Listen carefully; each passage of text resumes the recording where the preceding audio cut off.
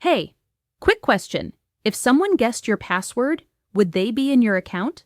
If the answer is yes, then you've got a problem. But 2FA might be your solution. Today we're asking, WTF is two-factor authentication? And why do tech people keep telling you to turn it on? All right, imagine this. Getting into your house takes a key. Easy enough. But what if someone made a copy of that key? Boom, they're in. Now imagine that after unlocking the door, your house asks for your face, or a code only your phone knows.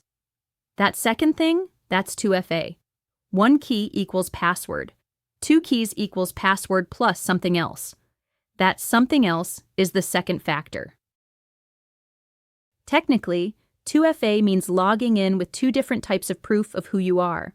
Something you know, like a password, something you have, like your phone, or something you are, like your fingerprint. Two of those always two-factor authentication. Even if someone steals your password, they can't log in without the second piece. It's like putting a deadbolt on your digital life.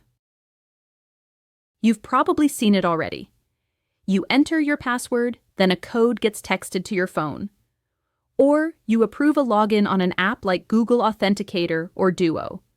Or you get a pop-up that says, "Is this you trying to log in?" That's 2FA working. It's annoying for hackers, and that's kind of the point. Look, nothing is unhackable. But with 2FA, you've just made it a lot harder for someone to get in. It's the difference between locking your door and locking your door with a laser tripwire behind it.